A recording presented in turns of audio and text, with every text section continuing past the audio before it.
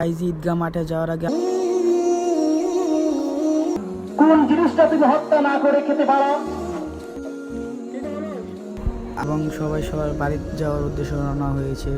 এখানে আমার চাচুকে দেখা যাচ্ছে আস্তে আস্তে বাড়িতে যাচ্ছে। আমি আব্বুর দেখা দেখি এক হাতে নিতে নিলাম, বাট পারলাম না। মাথা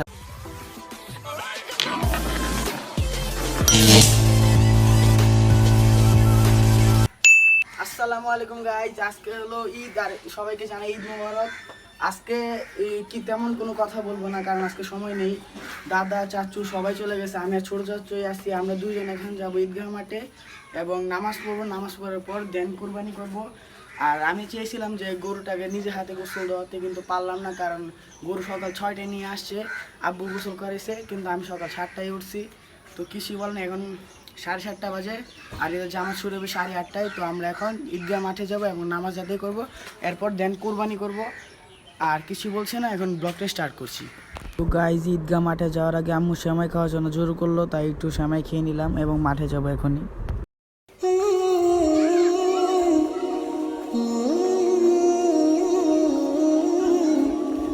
সো গাইজ, দেখা যাচ্ছে আমাদের কবরস্থান পৃথিবী চিরস্থায়ী নয়, এটা হলো আমাদের শেষ ঠিকানা এবং চিরস্থায়ী ঠিকানা, এখানেই আমাদের থাকতে হবে। সো আজকে ঈদ এত গভীরে না যাই, আজকে খুশির দিন। দেন আমরা হাঁটতে হাঁটতে ঈদগাহ মাঠে চলে আসলাম এবং ঈদগাহ মাঠের ভিতর প্রবেশ করলাম।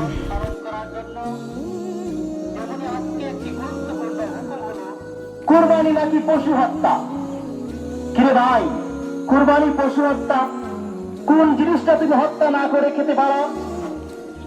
কোন জিনিসটা তুমি হত্যা না করে জবাই না করে খেতে পারো? গরু কুরবানি দেওয়া। সো গাইজ, আমাদের ঈদগাহ মাঠের টাকা তোলার জন্য দেখা যাচ্ছে ছোট চাচু অনেক কাজ করছে, রুমাল বিতরণ করছে, কে কে টাকা তুলবে। আর দায়িত্বটা চাচু আমাকেই দিল, আর আমরাই তো কাজ করব, কারণ আমার দাদা হলো এই মাঠের সভাপতি। বিকজ আমাদেরই তো দায়িত্ব বেশি, আমাদেরই তো কাজ করতে হবে। আর এইসব তো আল্লাহর কাছ থেকে করার, সব তো ভালো কাজই, খারাপ কাজ তো না। আমরা টাকা তুলতে তুলতে ইমাম সাহেব দাঁড়িয়ে গেছে, কাতার সুযোগ করে ফেলেছে, আমরা দৌড়ে যাচ্ছি।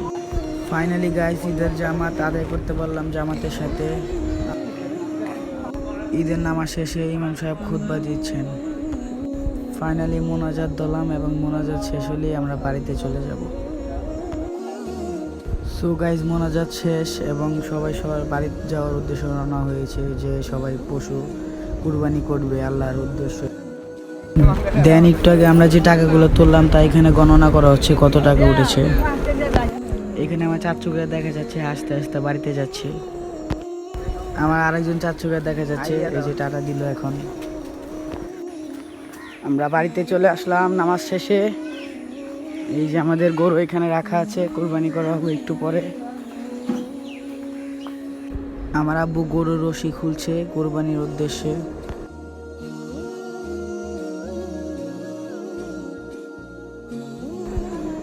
এখানে আমার চাচুরা এবং কসাই যারা আছে তারা সবাই মিলে গরুর পা বাঁধছে।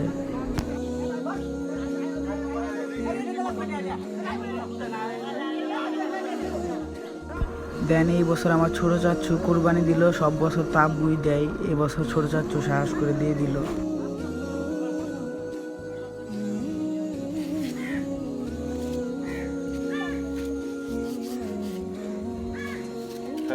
কসাই যারা আছে তারা একটু খাবার খেয়ে নিল, তাদের কাজের শক্তির জন্য, যেন শক্তি পায়, যেন কাজ করতে পারে, তাই তারা একটা মেডিসিন নিয়ে নিল আর কি।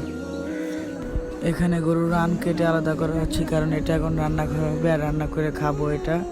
আর বাকি কাজ তো করবোই খাবার পর, আর খাবার আগেও কাজ করব।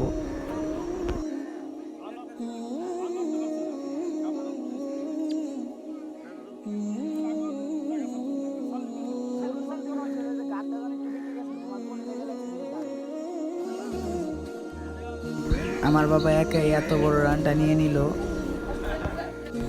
দেন এখানে সবাই আমরা বসে পড়লাম গোস্ত কাটতে এবং গোস্ত কাটা শেষ হলে দিয়ে দিলাম রান্না করার জন্য।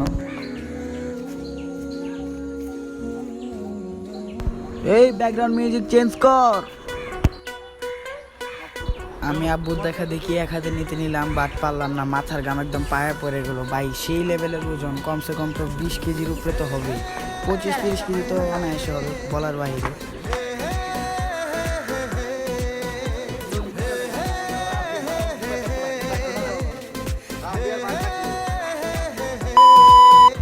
সো গাইজ মাত্র বাজে 11:18 আর আমরা খেতে বসে গেলাম। এত তাড়াতাড়ি রান্না কোনোভাবেই সম্ভব না কারো বাড়িতে, আমরাই পারি মানে বলার ভাই। এই রেকর্ড এখনও ভাঙা হয়নি যে আমাদের আগে কেউ খেয়েছে এলাকায়।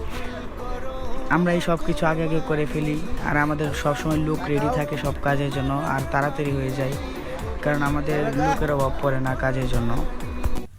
সো গাইজ আজকের ভিডিও এতটুকু পর্যন্তই। যদি আপনাদের ভিডিওটা ভালো লাগে থাকে তাহলে লাইক কমেন্ট শেয়ার করে দেবেন অ্যান্ড সাবস্ক্রাইব করে দেবেন।